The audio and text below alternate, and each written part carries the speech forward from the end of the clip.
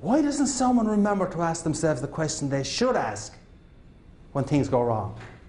And the question they should ask when things go wrong is, what do I want my attitude to be?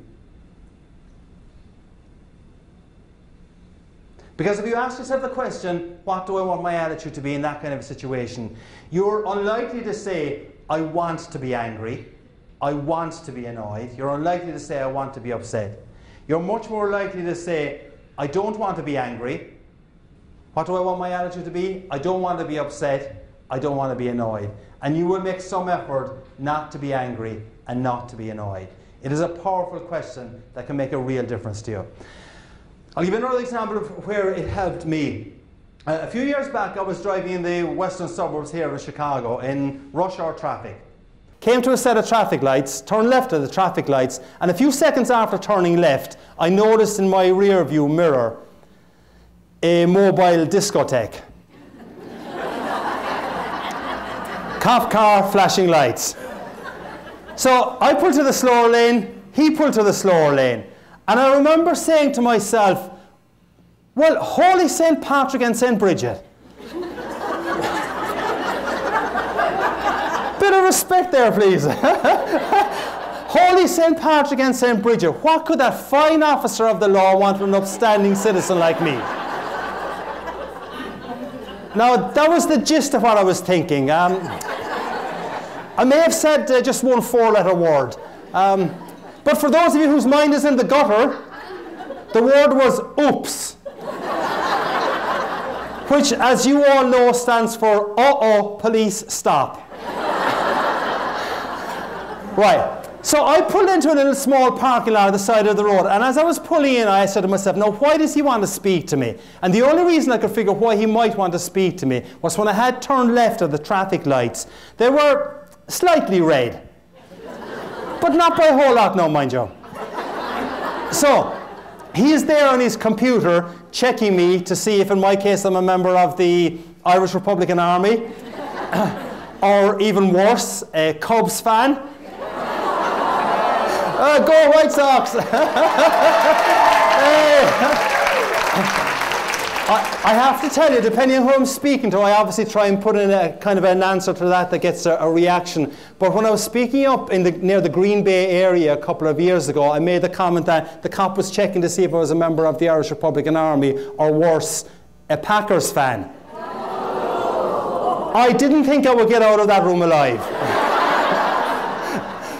So he was there checking my computer to see what my record was like. And I asked myself the question that I said you should ask when things go wrong. So I asked myself the question, what do I want my attitude to be? And I said there's no point in being antsy and annoyed about this. He probably doesn't understand the concept of slightly red lights. So in my side mirror, I see him walking up towards me. And this being Chicagoland area, I prayed that he had an Irish name. I prayed that he had this vision of Ireland, that the roads are still unpaved, that milk is brought to the creamery via donkey and cart, and that traffic lights, if they exist at all, are, well, basically advisory. I look up. Officer Schmidt, who proceeded to tell me in minute detail what I had done wrong. He asked for my license and he asked for my insurance. Now, none of this is made up, I promise you. I had asked myself the question, what do I want my attitude to be? As he is looking at my license, he says to me, sir, I like your attitude. I'm thinking, woohoo, I'm getting away with this. Then he looks at my insurance and he says, sir, your insurance certificate is out of date. My wife normally looks after that, officer. He smiled. I think he realized he was dealing with one more administratively incompetent husband.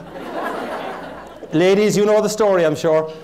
And he just handed back the insurance certificate to me and he said, look, take it easy on that one.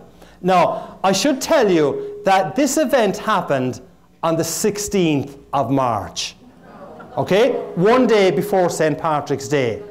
So the rest of the conversation went as follows. We're having great, good fun, and as you will see, it continued that way. So the rest of the conversation went, how much will this cost me, officer? He said, I'll cite you for the red light. I'll leave you go on the insurance. That'll cost you $75, sir. $75? Do you know how many pints of Guinness I can get tomorrow for $75? The guy cracked up laughing. I think he thought I was on crystal meth. And he said to me, sir, if I was to cite you for the red light and the lack of insurance, this would be significantly more expensive. You'd have to go to a traffic court. So I said, thank you, I appreciate the break you're giving me. I pulled into a very small parking lot with only one access and egress, so I had to turn the car around and drive by Officer Schmidt. As I drove by Officer Schmidt, I kid you not, he waved to me with a genuine smile. That was how the conversation had gone. And I said, this is crazy. This guy's waving to me with a genuine smile, and he's after fining me $75. And I waved back to him with a genuine smile, saying, this is really crazy. He's fined me $75 and I'm waving back to him. What Officer Schmidt, though, would not have known was that for only $75, I got a really powerful anecdote about the importance of asking yourself a really powerful question when things go wrong. And for everyone here in this room, things do go wrong. In the next couple of days, something will go wrong. Hopefully, it's not going to be anything serious. Maybe you might spill a cup of coffee here on the table, or you might stub your toe or something like that. But things will go wrong. It's life. We all hit speed bumps. We all hit potholes. When we hit those speed bumps, when we hit those potholes, if you can remember to ask yourself the question, what do I want my attitude to be? It will make a real difference to you. And it won't make just a real difference to you here at the hotel in Chicago. It'll make a real difference to you when you're dealing with your customers, with your clients, and with your work colleagues when you go back to work. So, knowing the people here in this room, I know that everyone here in this room does not have any difficult colleagues to work with, right? I know that everyone here in this room doesn't have any difficult clients or customers to work with. But let's assume you did have a difficult colleague to work with. Let's assume that you know that when you're going into a meeting next week with this difficult colleague, you're kind of saying to yourself, I just cannot work with that person, or that person drives me crazy, or they're just so unappreciative of the work and the results that we are generating.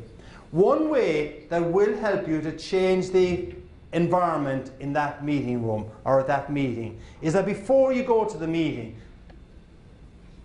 ask yourself the question, what do I want my attitude to be when I'm inside there?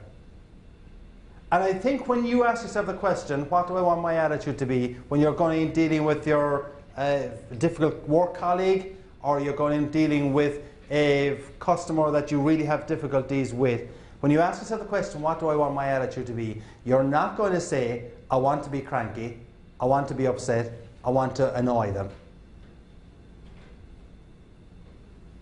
I think if you ask yourself the question, what do I want my attitude to be, you're probably going to say, I need to get something out of this meeting. I need this meeting to be productive. And when you ask that question, what do I want my attitude to be, I think it will shape the format and your thinking for that meeting.